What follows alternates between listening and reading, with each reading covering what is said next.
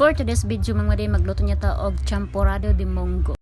Natay 1/4 nga munggo sa ato aning sangagon sa kadiyot no kana mag brown para humot kay siya ba. Tapos kung lagaan na magudi siya kay dili siya humot, may nang sangagon siya.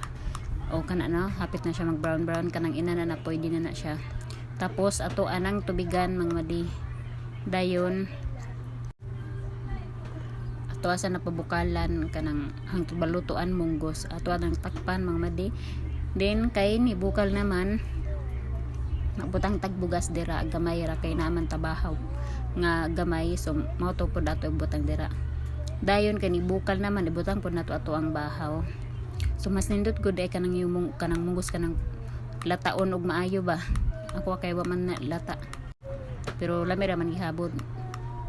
So takpan sa na nato dira. Dayon kay ni bukal naman butangan nato og tabliya. Mas nindot gud kanang rikuwa bitaw gamiton kaysa sa kuan kanang original ba nga rikuwa. Dayon upat ka tabliya tag butang dira butangan nato og tubig kay lami man ang champurrado nga naay sabaw-sabaw.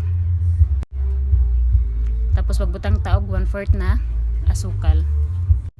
Pwede ra pod condensed yung butang mga madidayon nato nang haluon kay para matunaw ang asukal. And then kay lami man gud na kung pilit inyong gamiton diri no, pero kay wag pilit nya sayang man natong bahaw kung dili pod nato i-recycle. Tapos butangan natong tinunang constant. So baa pod aning ako baby oy. Dayon nato nang kayo-kayon mga madibutangan pod nato og koko mama masinot ka ng lubing nga gamiton no kay. And then okay kayo sana nato mga madi kay para ma-spread niyang koko mama. Then luto na kay na siya mga madi. Pagluto ng champurrado ninyo di mga on na tanin nyo kay luto na ato ang champurrado de munggo.